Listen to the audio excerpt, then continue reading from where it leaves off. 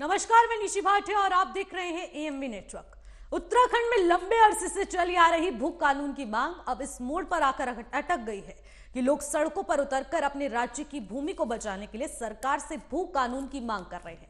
पर यह आवाज अब उत्तराखंड के बहुचर्चित आंदोलन चिपको आंदोलन जैसी हो गई है। उत्तराखंड की जनता अब अपने हक और अपने उत्तराखंड की आवाज को सड़कों पर उतरकर सरकार के कानों तक चीख चीख कर भू कानून की मांग कर रही है। लेकिन इस पर सरकार का क्या स्टैंड है? सरकारें आई गई, लेकिन हुआ क्या? इस पर ही चर्चा होगी, लेकिन उससे पहले ये रिपोर्ट देखिए।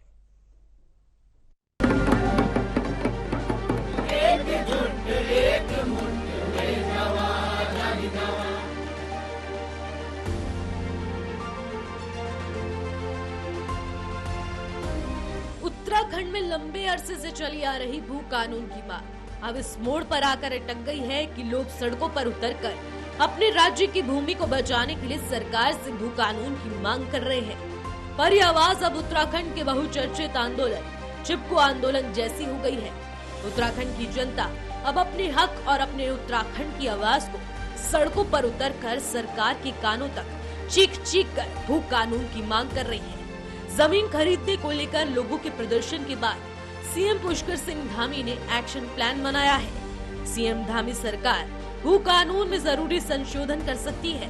वही ऐसा होने पर दूसरे राज्यों में लोगों के लिए उत्तराखंड में जमीन खरीदना मुश्किल हो सकता है। अगर हम उस लंबे अरसे की बात करें तो 2003 में तत्कालीन सीएम एनडी तिवारी ने एक संशोधन पेश किया, जिसमें बाहरी लोगों के पहाड़ी क्षेत्रों में 500 वर्ग मीटर की सीमा तक अनुमति प्रदान की गई। बीसी खंडूरी के नेतृत्व वाली भाजपा सरकार ने पर्वतीय जिलों में बड़े भूखंडों की खरीद फरोख्त को रोकने के लिए ये सीमा घटाकर 250 वर्ग मीटर कर दी थी। हालांकि पूर्व सीएम त्रिवेंद्र सिंह रावत ने पहाड़ी क्षेत्रों में निवेश आकर्षित करने के लिए ऐसा सभी प्रतिबंध हटा दिए थे। नगर पालिका क्षेत्र में अन्य राज्यों में लोगों के लिए इस तरह का कोई प्रतिबंध नहीं है, लेकिन स्थानीय निवासी अब मांग कर रहे हैं कि नगर निगम क्षेत्रों में भी जमीन खरीद को घटाकर 250 वर्ग मीटर कर दिया जाए और ग्रामीण क्षेत्रों में जमीन की बिक्री पर पूर्ण प्रतिबंध लगाया जाए। जिसके बाद राज्य सरकार ने 2022 के पूर्व मुख्य सचिव सुभाष कुमार की अध्यक्षता वाले पैनल द्वारा प्रस्तुत रिपोर्ट के विस्तृत अध्ययन के लिए 5 सदस्यीय समिति का गठन किया है, जिसने 23 सिफारिशों को सुना है। सूत्रों ने कहा कि सिफारिशों के आधार पर राज्य पहाड़ों में जमीन की खरीद बिक्री को फिर से 12.5 एकड़ तक सीमित कर सकता है। इसके अलावा दूसरे राज्यों के लोगों के लिए नगर निगम सीमा के भीतर और बाहर के इलाकों में जमीन खरीदने के प्रावधानों को सख्त बनाया जा सकता है। Bureau report AMB network.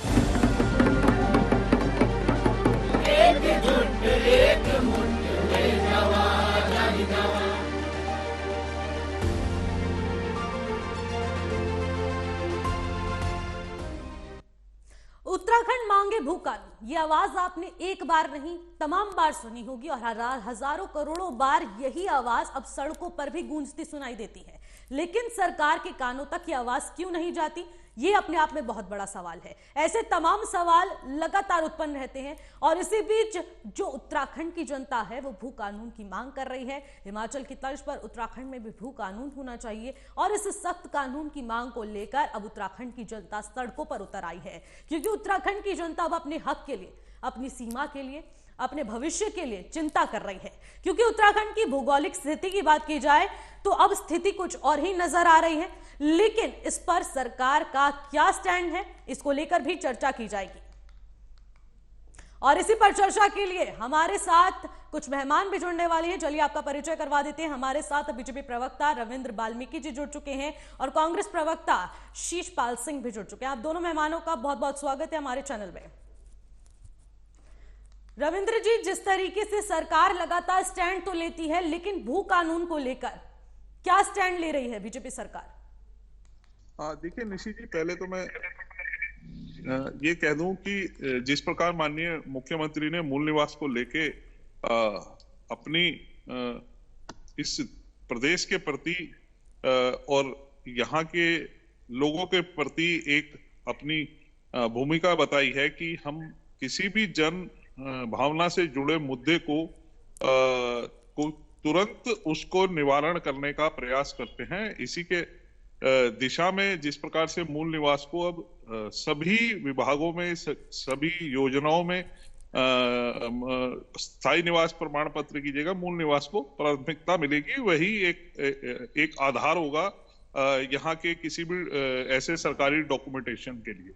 और साथ साथ माननीय मुख्यमंत्री जी ने एक बात और कही थी कि जन भावना को ध्यान में रखते हुए भू कानून को लेके सभी लोगों से बातचीत करके, इसकी समीक्षा करके, इसमें जितना ज्यादा हमारे इस प्रदेश के हित में हो, इस राज्य के हित में हो, साथ साथ इस राज्य के विकास में किसी भी प्रकार की कोई बाधा ना हो, किसी भी प्रकार का कोई अड़चन ना हो, उसको लेके हम इस पे काम करेंगे। देखिए, मैं आपको क्लियर कर दूं कि हमारे ऊपर जनता क्यों नहीं ऐसा सोच सकती।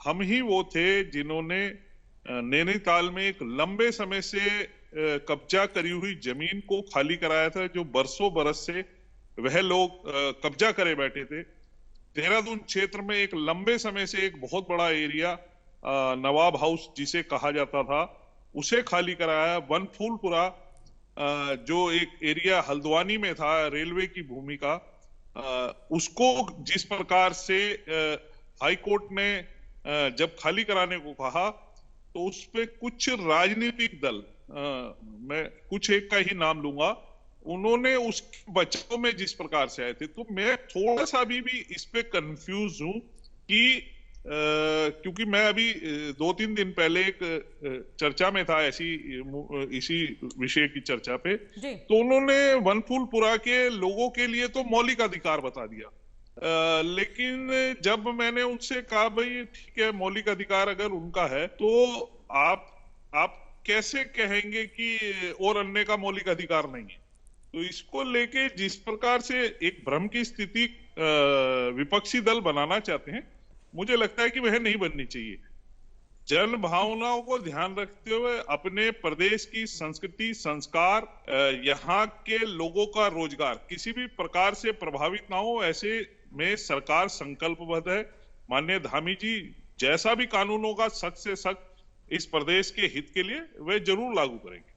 बिल्कुल इसी व्यवस्था की मैं बात कर रही हूं, क्योंकि उत्तराखंड की जमीन की लूट खसोट को लेकर सरकार लगाम किस तरीके से लगाएगी, ये व्यवस्था किस तरीके से होगी, इसके बारे में सभी आंदोलनकारी भी जानना चाहते हैं, उत्तराखंड की जनता जानना चाहती है और खास तौर पर देश भी जानना चाहता है।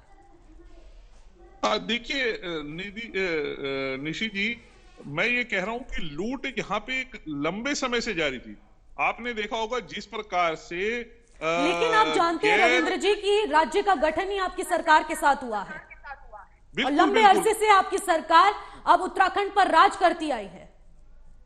जी मैं वही बता रहा हूँ। देखिए, सैकड़ों एकड़ भूमि अवैध जो है धार्मिक स्थलों के नाम पे जिस प्रकार से यहाँ पे कब्जाई जा रही थी, उनको खाली कराने का काम अगर किया है तो राज्य सरकार ने किया।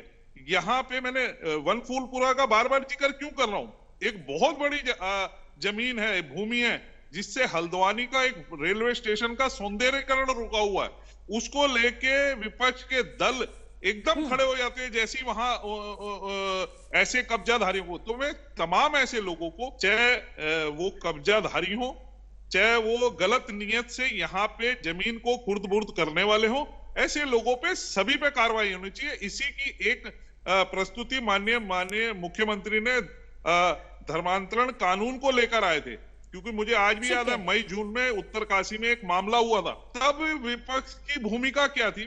मैं इसलिए बार बार कह रहा हूं कि हमारी नीयत तो साफ है, हम इस प्रदेश के हित में जो भी अच्छा होगा, इस जन भावनाओं के हित में जो भी अच्छा लगेगा, उसे करने से माननीय मुख्यमंत्री जी कतई पीछे नहीं रहेंगे। ये हमारा संकल्प भी है और ये सरकार जनता को समर्पित है, जनता के हित में सारे कार्य होंगे, जनता के हित में जो कार्य कदम उठाया जाएगा वो उठाएंगे। लेकिन विपक्ष मैं जब देखता हूं कि वनफूलपुरा हो या अवैध धार्मिक ऐसे कब्जाधारी निर्माण हो, उनके लिए अलग स्टैंड लेती है, यहाँ के लिए अलग स्टैंड लेती है, धर्मांतरण कानून को कभी भी जो है उसको जस्टिफाई नहीं करती है। तो ये कहीं ना कहीं विपक्ष के थोड़ी सी जो भ्रम की स्थिति है, मैं आम जनता से आपके चैनल के माध्यम से कहना चाहूंगा कि आपकी जो मांग है उसके साथ मैं भी खड़ा हूं, मैं भी जुड़ा हूं, एक उत्तराखंडी होने के नाते। ठीक है रविंद्र जी, मगर किसी भी सूरत में, रविंद्र जी मैं आपके पास आती हूँ। रविंद्र जी, जी जी जी, शीशपाल जी, विपक्षी दल होने के नाते आप भू कानून को लेकर किस तरीके से काम कर रहे हैं? क्योंकि भारतीय जनता पार्टी तो यही कहती नजर आती है कि विपक्ष लगातार इस मुद्दे को और भी ज्यादा उग्र कर देता है, लेकिन इस पर विपक्ष अपना जो रोल है वो अहम तरीके से नहीं निभाता। देखिए निशी जी, भू कानून के मुद्दे पर कांग्रेस पार्टी का स्टैंड पहले से ही क्लियर रहा है और इस राज्य के अंदर सबसे पहले भू कानून लेके आई कांग्रेस सरकार है। तब एनडी तिवारी जी ने कानून बनाया था कि राज्य से बाहर का कोई भी व्यक्ति यहाँ 500 वर्ग गज जमीन से ज्यादा खरीद नहीं सकता। 2007 में उसमें फडणवीस सरकार ने संशोधन किया और 250 वर्ग गज कर दिया। जो पहले 500 गज में मकान बना रहा था बाद में 250 गज में बना रहा था, उससे कोई फर्क नहीं पड़ा।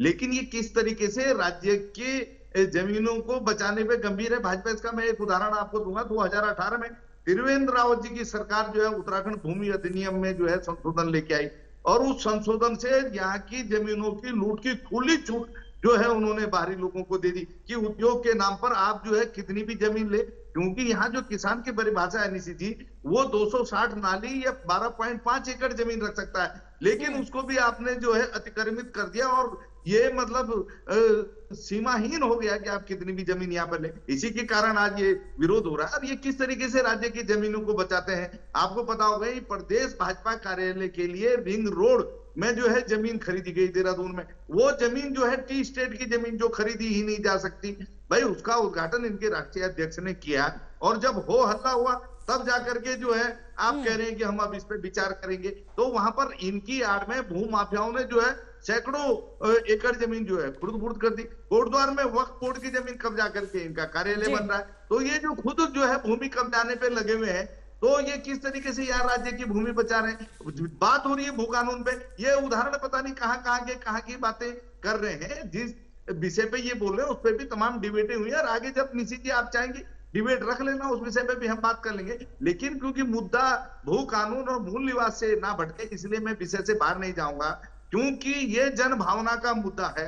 उत्तराखंड की जनता, आंदोलनकारी संगठन चाहते हैं कि यहाँ पर जो है भू कानून बने और कांग्रेस पार्टी भी कह रही है कि वास्तव में आज राज्य में आवश्यकता है सख्त भू कानून की, हिमाचल की तर्ज पर उससे भी जो है कड़ा भू कानून बनना चाहिए। क्योंकि 2018 में जो संशोधन इनकी सरकार लेके आई उसके बाद जो है यहाँ पर ऐसी स्थितियां पैदा हो गई कि जो भू कानून के लिए इन्होंने समिति बनाई थी उसी की रिपोर्ट कह रही कि जो भी अनुमतियां उसके बाद दी गई वो जो है इन्हीं के आनुषंगिक संगठनों ने अनुमतियां ली बड़ी भारी मात्रा में उद्योग के नाम पर। उद्योग तो पहाड़ चढ़े नहीं, उद्योग तो कहीं अगर धरातल पे दिखे वो कहीं नजर आ नहीं रहा, क्योंकि 270 लोग प्रतिदिन जो है उत्तराखंड से पलायन करने के लिए मजबूर है। शीशपाल जी, पलायन आज की रिपोर्ट कह रही है। शीशपाल जी, आपने अपनी सरकार के समय फिर क्या किया? देखिए निशी जी, मैंने शुरुआती वहीं से की कि एनडी तिवारी जी सबसे पहले राज्य में भू कानून लेकर के आए। उन्होंने जो है 500 वर्ग गज जमीन सीमित की बाहरी लोगों के लिए कि जो यहाँ पर वर्षों से कारोबार कर रहे हैं, जो यहाँ पर नौकरी कर रहे हैं, भाई उनको अपने मकान बनाने की आवश्यकता पड़ेगी तो 500 वर्ग मीटर से ज्यादा जमीन वो नहीं ले सकते थे राज्य से बाहर के लोग। इन्होंने जो है 2018 में आप एनडी तिवारी की बात कर रहे हैं, शीशपाल जी आप एनडी तिवारी की बात कर रहे हैं, लेकिन आप भी तो इस समय इस मुद्दे पर राजनीति कर रहे हैं ना, इस पर कार्य करते हुए आप राजनीति का मुद्दा बना रहे हैं इसको। देखिए निशी जी, अगर आपको संज्ञान में होगा अपने रिपोर्टरों से जरा पता कर लीजिए, आज पूरे राज्य में जो है कांग्रेस पार्टी हर जनपद में, हर नगर में जो है भू कानून और मूल निवास की मांग को लेकर के जल्द से जल्द इस पे कड़ा कानून आए ज्ञापन प्रेषित कर रही है प्रशासन के माध्यम से महामहिम राज्यपाल को। तो हम तो लगातार जन भावना के साथ हैं। हाँ, हमने मूल निवास के मुद्दे पर इतना जरूर कहा है कि ये रिसर्च का विषय, इस पे व्यापक जो है विचार विमर्श और जो है एक राय बनानी चाहिए। और सरकार है भाई आपके प्रदेश में, आपको सर्वदलीय बैठक बुलानी चाहिए तत्काल। जो भी आंदोलनकारी संगठन है, जो भी भू कानून और मूल निवास की मांग को लेकर सड़के पे उतरे, सबको बुलाइए और एक सर्वसम्मति राय बनाइए। इसमें दिक्कत क्या है आप बताइए ना। सरकार सर्वानुमति से अगर आगे बढ़ेगी तो निश्चित तौर पर सरकार को भी दिक्कत नहीं होगी और राज्य आंदोलनकारियों की जो भावना है जनता का जो एक मन है उसका भी सम्मान होगा। तो निश्चित तौर पर ये जिम्मेदारी सरकार की। हम तो अपनी पार्लियामेंट्री कमेटी की जो हमारी पॉलिटिकल अफेयर कमेटी की बैठक है, बहुत जल्दी अध्यक्ष जी उसको आउट करने वाले हैं और निश्चित तौर पर हम उस पर गंभीरता से विचार करेंगे। लेकिन भू कानून पर हमारा स्टैंड क्लियर है कि हिमाचल से भी कड़ा भू कानून राज्य में बनना चाहिए। बिल्कुल रविंद्र जी, भू कानून को लेकर कुछ संशोधन धामी सरकार भी करने वाली है, ये खबर लगातार सुर्खियों में है, कितना सत्य है इस खबर में?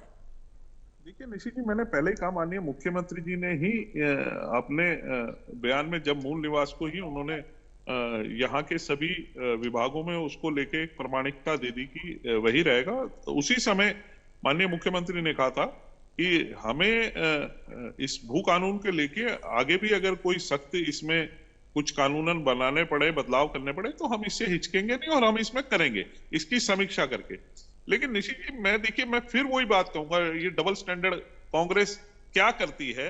अभी तो इन्होंने ये बता दिया कि 500 मीटर का नरेंद्र तिवारी जी लेकर आए और साथ साथ इन्होंने ये नहीं बताया कि नरेंद्र तिवारी जी उस समय तमाम ऐसे 5-5, 6-6 बीघे के, चाहे हरिद्वार सिडकुल हो चाहे देहरादून हो, तमाम ऐसे उद्योगपतियों को जमीन दी, उसे ये दबा गए।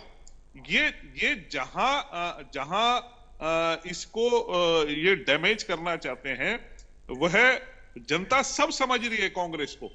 साथ साथ ये नहीं बताना चाह रहे जिन्होंने कितनी सफाई के साथ वक्फ बोर्ड को एक अपनी छतरी के नीचे ले लिया कि वक्फ बोर्ड की तमाम ऐसी जमीनें जो यहाँ कब्जा करी हुई थी, जिनके आधार पे जो सैकड़ों एकड़ थी, जिसे राज्य सरकार ने माननीय धामी जी के नेतृत्व में जंगलात की जमीन, वन भूमि की जमीन, नगर निगम की जमीन, सड़क की जमीन, लोगों की प्राइवेट जमीन, जिसमें अवैध धार्मिक स्थल बना के उसको जो है कब्जा कर रखा था, वनफोलपुरा की जमीन, उसके ऊपर ये एक शब्द नहीं बोलेंगे। आप बताइए, एक व्यक्ति उसको ये अटैक कर रहे हैं बार बार कि जो यहाँ आके कोई उद्योग लगाएगा, यहाँ के पहाड़ के लोगों को रोजगार देगा, यहाँ पे आके वह जो है पैसा राजस्व की बढ़ोतरी करेगा, उसके तो खिलाफ ये लगातार आवाज उठाते हैं। लेकिन जैसी कब्जाधारी, चाहे वो वनफूलपुरा के हो, चाहे वो नैनीताल में सैकड़ों घरों एकड़ों जमीन हो जिसे खाली कराई अभी 3 महीने पहले, उसको लेके तमाम ऐसे लोगों के पक्ष में खड़े हो जाते हैं और उस पर चुप्पी साध लेते हैं। मुझे एक बयान दिखा दीजिए शीशपाल जी का, या अभी इनसे करवा दीजिए कि क्या वनफूलपुरा की जमीन अगर खाली होगी तो क्या ऐसे कब्जाधारियों को क्या अधिकार है? अगर अधिकार है तो इन्होंने देखिए क्या प्रामाणिकता दी थी उस समय जब ये डिबेट करते थे कि मौलिक अधिकार के तहत वह कहीं से भी आए हों, इनको राज्य सरकार को जगह देनी चाहिए, इनको राज्य सरकार को जगह देनी चाहिए। फिर बाद में सुप्रीम कोर्ट ने भी यही कहा।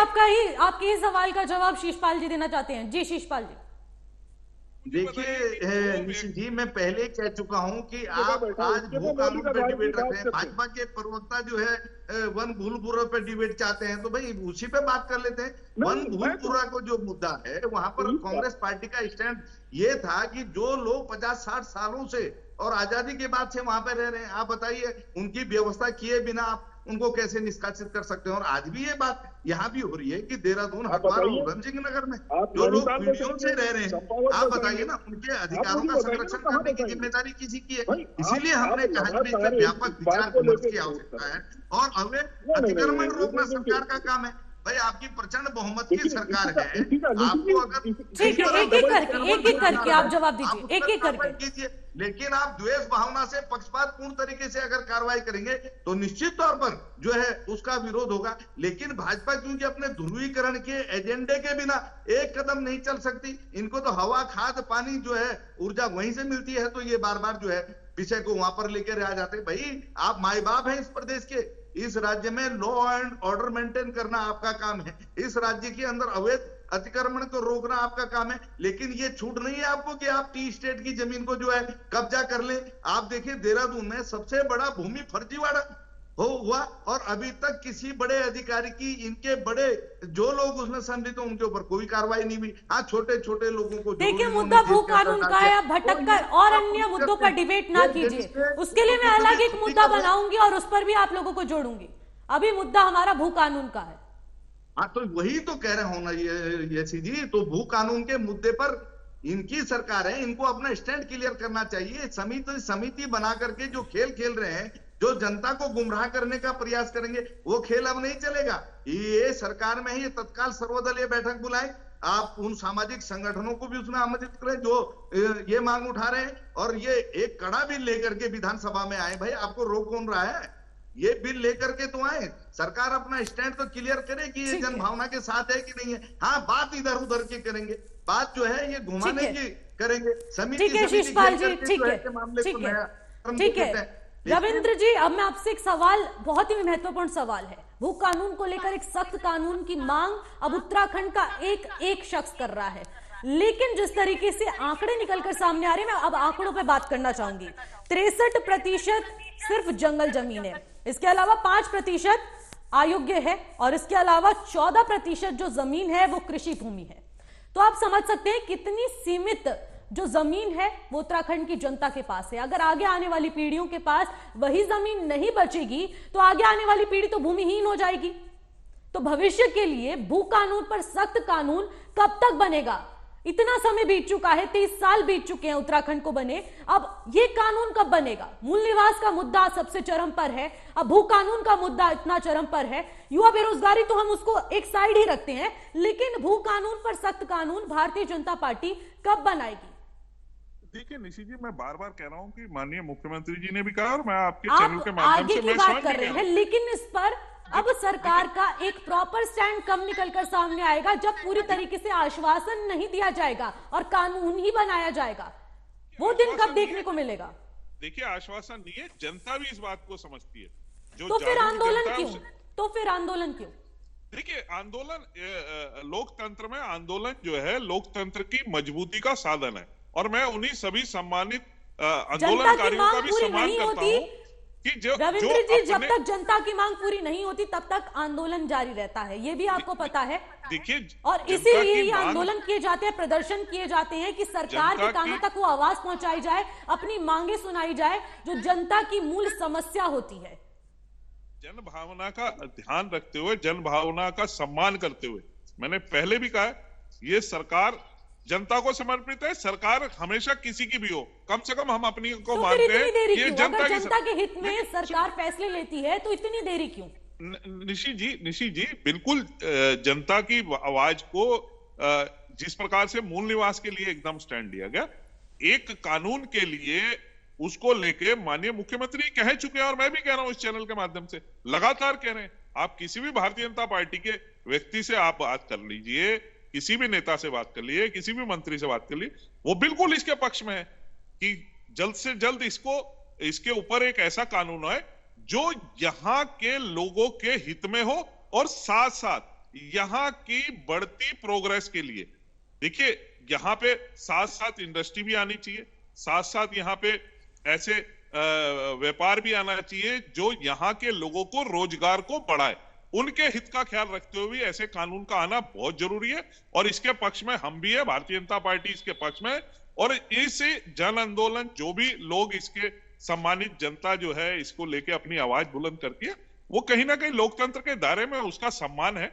लेकिन मेरे सवाल का जवाब नहीं मिला कि मैं जब जो बात मैंने पूछी कि जो लोग कब्जा करके बैठे हैं उनके तो मौलिक अधिकार, अभी फिर कह गए कि जो लोग 60 साल से बैठे हैं उनके बारे में भी सोचना पड़ेगा। तो भैया, आप मुझे ये बता दीजिए कि अगर वह लोग, अगर सुप्रीम कोर्ट माननीय न्यायालय कह दिया कि खाली करेंगे, तो आप मुझे शिषपाल जी जरूर बताइएगा कि ऐसे 2500 परिवारों को आप कहां बसाना पसंद करेंगे, कि किधर लेकर जाएंगे, और उनके पास मूल निवास का अधिकार होगा या नहीं होगा, ये मैं आप पे छोड़ता हूं, आप मुझे बता दीजिए। जी शिषपाल जी, जवाब दीजिए, फाइनल कमेंट दीजिए आप। देखिए निशित जी, भारतीय जनता पार्टी के प्रवक्ता विषय पे बात ही नहीं करना चाहते। ये जवाब नहीं दे रहे कि सरकार जो है मूल निवास और भू कानून पर कब जो है बिल लेकर के विधानसभा में आ रही है। ये इधर उधर की बात करके घुमा रहे हैं। अरे हम कह चुके हैं भैया, इस राज्य में जो भी 50-60 साल से रह रहा है, जो 3-3, 4-4 पीढ़ी से रह रहा है, उसका मौलिक अधिकार आप कैसे छीन सकते हैं उससे? अगर कोई अवैध कब्जा करके बैठा हुआ है तो आप ये बुलडोजर चला देंगे उस पर, वो अपने बच्चों को लेकर के कहां जाएगा भाई? तो वैकल्पिक व्यवस्था भी सरकार को करनी होगी। यही माननीय सुप्रीम कोर्ट ने भी कहा कि भाई आप इनकी वैकल्पिक व्यवस्था कीजिए, और वो अगर सरकार के उपयोग की भूमि है तो वहां पर निश्चित तौर पर सरकार अपना काम करेगी, लेकिन आप मतलब उजाड़ करके इनको कहां देश से बाहर भेजोगे? तो यही चीज है, इस पर व्यापक विचार विमर्श की आवश्यकता है निशी जी। और भाजपा क्योंकि प्रदेश की सरकार में है, इनको जो है बात घुमानी नहीं चाहिए, केवल स्टैंड क्लियर करना चाहिए कि भाई हम ये जो विशेष सत्र आप बुला रहे हैं, इसमें भू कानून और मूल निवास से संबंधित बिल आएगा या नहीं आएगा, राज्य की जन भावना का आप सम्मान करेंगे या नहीं करेंगे, और ये किस तरीके से मूल निवास और भू कानून का समर्थन कर रहे हैं। 24 तारीख को मूल निवास और भू कानून के लिए राज्य की जनता देहरादून की सड़कों पर उतरी थी। उसी रैली के बगल में ये जो है मोदी जी है ना, जो है यात्रा निकाल रहे थे, वहां पर बाहर से लोगों को बुला करके, खरीद करके, इंस्टीट्यूट और कॉलेज के बच्चों को ला करके, तो ये इनका डबल चेहरा है। ये रैली को फ्लॉप करना चाहते थे, लेकिन राज्य की जनता ने इनके मुंह पर तमाचा मारने का काम किया, और भारी जन समर्थन जब सड़कों पे दिखाई दिया, तब इनको जो है अपनी गलती का एहसास हुआ। तो ये तो ऐसे लोग हैं, ये राज्य आंदोलन को भी कमजोर करना चाहते थे। तब दिल्ली में जो है इनके सांसद दिल्ली के डीजीपी को पत्र लिख रहे थे, फिर आंदोलनकारी हथियार लेकर आ सकते हैं। अब जब राज्य की जनता सड़कों पर उतर रही, तब आप पैरेलल रैली अपने निकाल रहे हैं। तो आपकी कथनी करने का अंतर जनता समझ चुकी है, आपका चाल चरित्र चेहरा क्या है, अब राज्य का युवा, राज्य की जनता समझ चुकी है भाई, उसको अब समझाने की आवश्यकता नहीं है। अब तो आप ये बताइए कि बिल इस विशेष सत्र में आ रहा है या नहीं आ रहा है?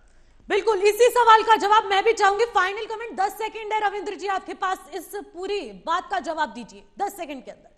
नहीं, बिल्कुल जल्दी इसके ऊपर जो भी कानून होगा समीक्षा के बाद राज्य हित में, जनता के हित में, इस प्रदेश के विकास के हित में, और रविंद्र जी मैं इस बात को आपका स्टेटमेंट मानूंगी अगर आप ये बात कहते हैं तो। नहीं, बिल्कुल स्टेटमेंट है, बिल्कुल सही स्टेटमेंट है कि जल्द ही ये कानून लेकर माननीय धामी जी इसके ऊपर समीक्षा कर रहे हैं। जल्दी इसके ऊपर एक बिल और एक सख्त कानून की जो भी होगी वो लेकर आएंगे। ठीक है, बहुत बहुत शुक्रिया रविंद्र जी और शीशपाल जी हमारे साथ जुड़ने के लिए इस चर्चा में। और जिस तरीके से अब ये तमाम चर्चा में हमने बातचीत की है भू कानून को लेकर, सख्त कानून कब तक बनेगा उत्तराखंड में, और उत्तराखंड में कब जनता इस आंदोलन से मुक्ति लेगी, ये अपने आप में बहुत बड़ा सवाल हो जाता है। और रविंद्र जी ने अब एक बहुत बड़ी स्टेटमेंट भी दे दी है कि अब इसको लेकर एक बिल पेश किया जाएगा, जो कि एएमवी नेटवर्क में एक्सक्लूसिव जानकारी हम आपको दे रहे हैं कि एक बहुत जल्द अब भू कानून को लेकर सख्त कानून बनने वाला है। फिलहाल मेरे साथ बस इतना ही। देश और दुनिया की तमाम बड़ी खबरों के लिए देखते रहेगा एएमवी नेटवर्क। नमस्कार।